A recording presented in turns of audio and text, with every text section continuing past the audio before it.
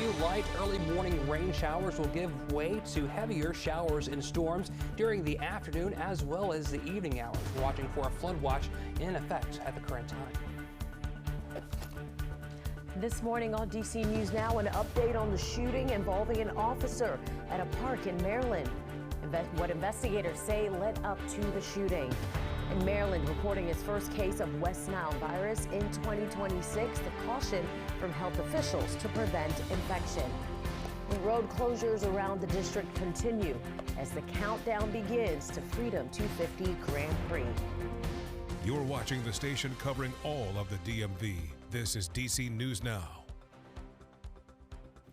Hey there, everybody. Good morning. Thanks for waking up with us here on DC News Now. I'm Tosa Fakile.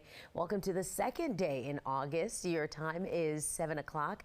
The tides may be changing for our weather as we wrap up the weekend. Meteorologist Derek Bowen will tell us what's in store for us in just a bit. But first, let's head on outside right now with a live look over the horizon. Ooh, a place I would rather be at this very moment. It looks like Ocean City, but I'm not 100% sure. It is Ocean City. It is Ocean City. Awesome. I don't know if I'd want to be at Ocean City, but I'd want to be just by a body of water right now.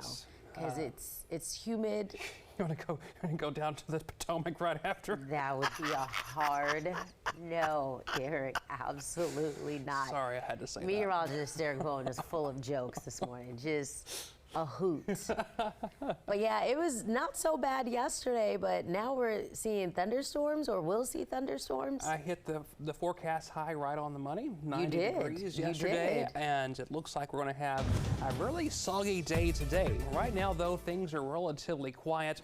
We have a few light to moderate rain showers out there now, but heavier showers are on their way that could cause some localized flooding in a few locations in our region across the mid-Atlantic. So it's something we're going to have to keep our eyes on as we head over the next 24 to 48 hours, because we're going to even see rainfall continuing into Monday with a few more extra showers and storms Monday afternoon, which even could affect our commute. Looking at, of course, what's going on right now here in Washington, 77 degrees, mostly cloudy skies, south-southeasterly wind at around 8 miles per hour. That dew point is in the upper 60s and lower 70s. Definitely feeling very humid out there at the current moment. Yesterday's high temperature was 90 degrees. The low yesterday morning, 71. So it is definitely much warmer this morning than it was yesterday. We were pretty much average for the course as we head towards our average high temperature of 89 degrees, our average low of 72.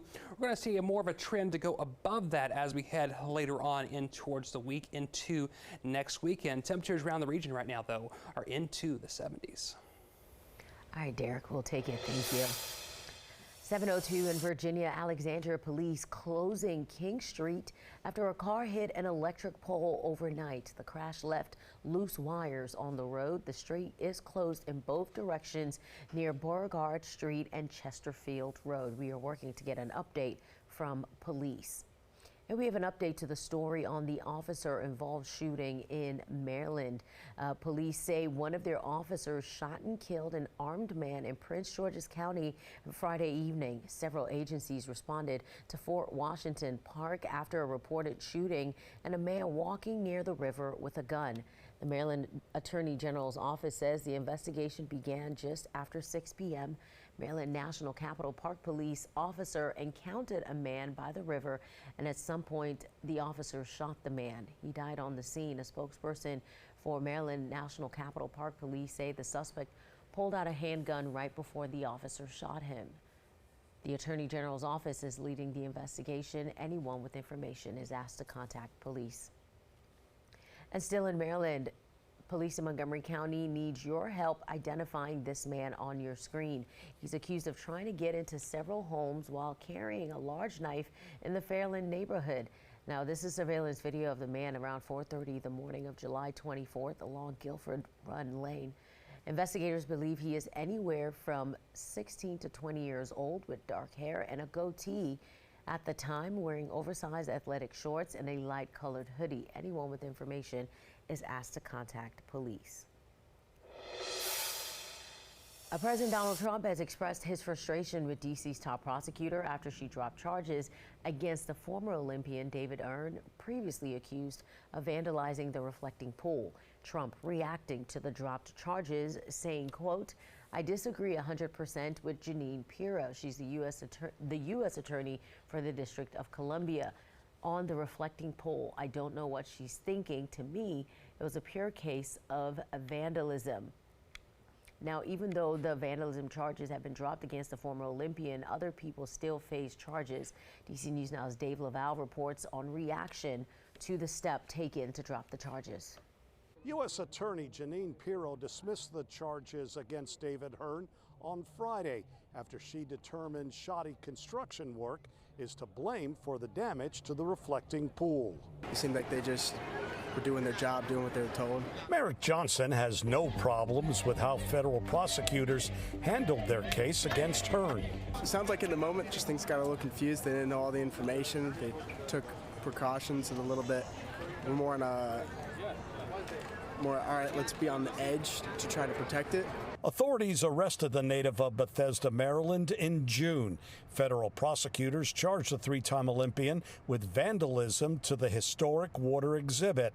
But government lawyers in their 20-page court filing on Friday said additional documents provided by the Interior Department also cited what they called the rush to complete the project prior to the America 250 celebration for the damage. Ann Roberts is also glad to see Hearn's name cleared.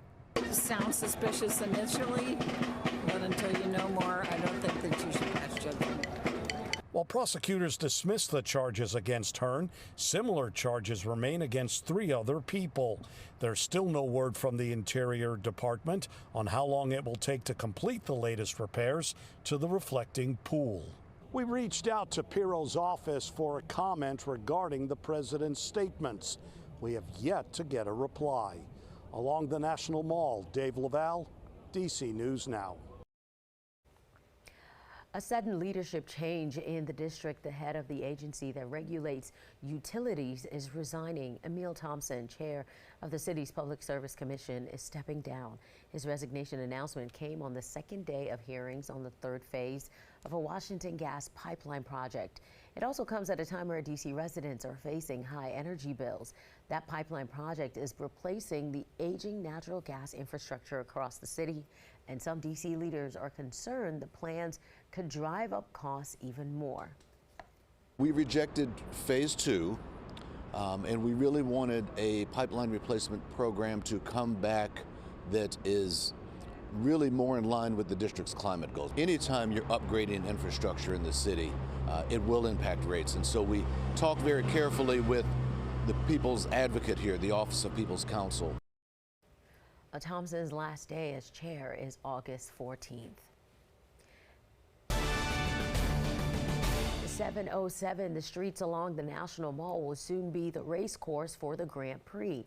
The weekend event on August 22nd and 23rd is set to bring in tens of thousands of fans, and work to create the street track along the viewing areas is underway. DC News Now's Mariel Carbone tells us what people can expect.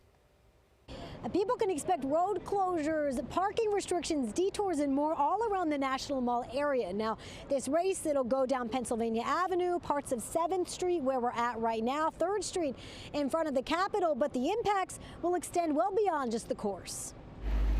The fanfare around the Freedom 250 Grand Prix is ramping up as DC prepares to welcome tens of thousands of spectators to the city's first IndyCar race. Our simulations show that on Pennsylvania Avenue, our cars will be about 185 miles an hour. But before drivers can hit the gas, ground crews are preparing the racetrack. Every one of our manhole covers have to be welded down. Why? Our race cars will suck the manhole covers off their places if they're not. Bud Denker, chair of the event, says his company Penske will cover the bulk of the costs, estimated to be well over $20 million. And if something happens during the race, we're responsible for fixing your roads. Federal and local law enforcement will maintain a strict perimeter around the 1.7-mile course with TSA-style screening and a clear bag policy. They need to leave their drones at home. 10 safe havens have been designated, areas where people can evacuate to in the case of an emergency, after severe weather sent thousands fleeing on the 4th of July. We need everybody to leave, please. We've added a committee to think about crowd movements and how we can do it probably more efficiently. The spectators will need a ticket, though all 260,000 have been issued. If you weren't able to snag one, organizers say the best place to watch is at home on the television. We put up 1 meter high, 10,000-pound walls around our racetrack. Our cars are about 1 meter high. So unless you're on an elevated surface or close to the race circuit, you're not seeing those cars. And crews will do a bulk of that road work overnight from 8 p.m. to 6 a.m. to reduce the disruptions that will really start to ramp up on August 1st. Reporting for the National Mall, I'm Ariel Carbone, DC News Now. All right, Marielle, thank you. Speaking of those road closures, tonight 7th Street between Pennsylvania and Independence Avenue Northwest will be closed. The northbound lane on that stretch of 9th Street will also remain closed through August 26. Drivers are urged to use alternate routes. And the bus lines near the National Mall will have detours that will run until mid-September. You can see some of those route changes on your screen. We put all the street closures and parking restrictions on our website, dcnewsnow.com. Just search Grand Prix.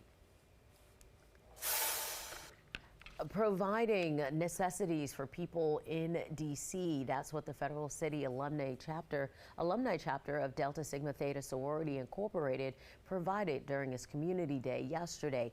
At the 19th annual event, members distributed free health and wellness services, lunches, groceries, toiletries, and school supplies to over 500 people. Organizers say the day strengthens their connection with the community and builds partnerships. What we think is really important right now is focusing on those core support areas. So in healthcare, in education, and economic development, and making sure that we have resources to address all of those critical needs. Organizers say this year over 200 people volunteered. There was entertainment and arts and craft activities at the event. And looking for something to do today? Well, if you have tickets, Latin America superstar Karol G coming to the DMV tonight. The Colombian reggaeton artist will be at Northwest Stadium for her world tour. Gates open at 5:30. Metro will have increased service to help get fans in and out of the stadium.